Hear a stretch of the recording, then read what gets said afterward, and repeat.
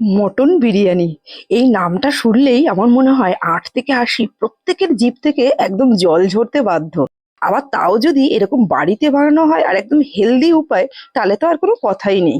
যেহেতু মটন বিরিয়ানি, মটনের পিসগুলোকে তো একটু বড় বড় রাখতেই হবে। সেই হিসাবেই মাংসের পিসগুলো রাখা হয়েছে। এবার মাংসটাকে ম্যারিনেট করে রাখা হবে মোটামুটি ঘন্টাখানেকের জন্য। ২ চামচ করে আদা, রসুন, পেঁয়াজ বাটা, সেই সাথে টক দই দেওয়া হয়েছে। আর দেওয়া হয়েছে একটু কাশ্মীরি লঙ্কার গুঁড়ো, বিরিয়ানি মশলা, আর পরিমাণ মতো নুন তো আছেই। দিয়ে খুব ভালো করে মাংসটাকে মশলার সাথে মাখিয়ে নিয়ে এটাকে ঘন্টাখানেকের জন্য ম্যারিনেটের জন্য রেখে দিয়েছি। এইদিকে মাংসটা ঘন্টাখানেকের জন্য ম্যারিনেট করা থাক, ওইদিকে বিরিয়ানির জন্য চাল আর বেরেস্তাটাকে একটু রেডি করে নেব। বিরিয়ানির জন্য ভাতটা রেডি করা এখন কিন্তু মোটামুটি সবারই জল ভাত হয়ে গেছে, ওই জন্য খুব বেশি ডিটেলসে আর দেখালাম না। গোটা গরম মশলা আর একটু শাহি জিরা সহযোগে এই ভাতটাকে 90% মতন রেডি করে সাইডে জল ঝরাতে দিয়ে দিয়েছি। অন্যদিকে বিরিয়ানির জন্য আরো একটা প্রধান উপকরণ হলো পেঁয়াজ বেরেস্তা। সেই পেঁয়াজ বেরেস্তাটাকেও একটু তৈরি করে নেবো, তবে বেরেস্তাগুলো কিন্তু খুব বেশি লাল লাল করে ভাজবো না, জাস্ট একটু ব্রাউন কালার হলেই এটাকে তুলে রেখে দেবো। খুব বেশি ব্রাউন করে ভাজলে কিন্তু বেরেস্তা তেতো লাগে। এইদিকে সরঞ্জামগুলো গোছাতে গোছাতে মাংসটাও কিন্তু রান্নার জন্য একদম রেডি হয়ে গেছে, ঘন্টাখানিক টাইম হয়ে গেছে। এবার এটাকে তৈরি করে নেবো। আর তেলের মধ্যে কিন্তু কোনো ফোড়ং টোড়ং কিচ্ছু দিইনি, কারণ মাংসের মধ্যে সমস্ত কিছু দেওয়া রয়েছে। শুধু একটু গোটা একটা টমেটো এর মধ্যে অ্যাড করেছিলাম রান্নার সময়তে। খুব ভালো করে মাংসটাকে আগে একটু ভালো করে একটু কষিয়ে নিচ্ছি। তবে মাংসটা একটু তাড়াতাড়ি রান্নার জন্য এক্ষেত্রে কিন্তু এই অবস্থাতে মাংসটাকে ৩-৪টে সিটি দিলেও অনেক তাড়াতাড়ি রান্না হয়ে যায়। তা আমরা সেই প্রসেসটা ফলো করিনি, এখানে এমনি নর্মালি জল দিয়ে সেদ্ধ করেছিলাম। আর জল দেওয়ার আগে যে বেরেস্তাটা রয়েছে সেখান থেকে খানিকটা বেরেস্তা এই মাংসের মধ্যে দিয়েছি। এতে টেস্টটা কিন্তু মাংসের খুবই ভালো আসবে। পুরো মাংসটা এইভাবে তৈরি করতে কিন্তু প্রায় ১ ঘন্টা মতন টাইম লেগে গেছিল মাংসটা সেদ্ধ হতে। মাংসটা এখানে একদম রেডি হয়ে গেছে, এবার চলে যাব পরবর্তী স্টেপে।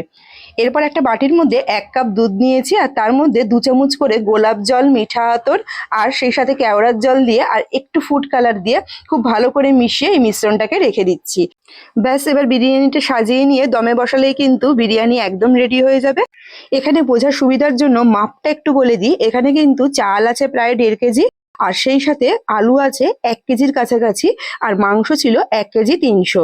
যে পাত্রে বিরিয়ানিটা দমে দেবো ওইখানে প্রথমে একটু ভালো করে ঘি মাখিয়ে নিয়েছিলাম, আর নিচে একটু তেজপাতা বিছিয়ে দিয়েছি।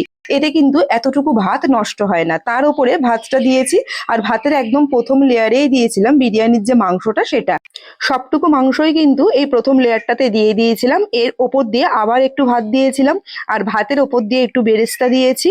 হালকা করে একটু বিরিয়ানি মশলা দিয়েছিলাম, অল্প একটু নুন দিয়েছিলাম, আর তার উপর দিয়ে আবারও ভাত দিয়ে এর ওপরে আলুগুলোকে দিয়ে দিয়েছিলাম। আর আলুগুলো কিন্তু আগে থেকেই সেদ্ধ করে নিয়েছিলাম, তাই আলু সিদ্ধ নিয়ে আর কোনো টেনশন নেই। আর এর ওপর দিয়ে আবার একটু ভাত দিয়ে বিরিয়ানি মশলা দিয়ে লেয়ারগুলোকে তৈরি করেছিলাম। আসলে এই সাজানোটা সম্পূর্ণটাই নিজের ওপর নির্ভর করে, তবে একেবারে একদম নিচের লেয়ারে মাংসটা দিলে কিন্তু মাংসটা সুন্দর সেদ্ধ হয়।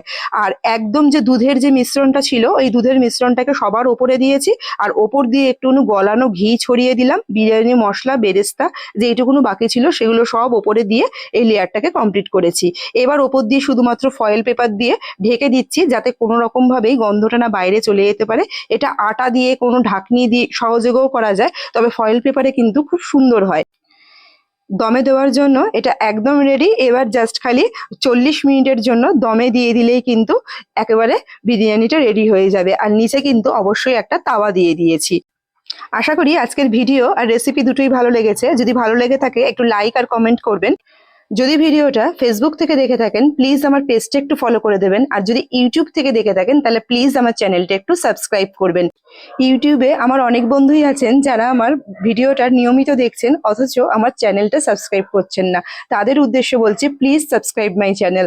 ভিডিওটা শেষ পর্যন্ত দেখার জন্য অনেক ধন্যবাদ।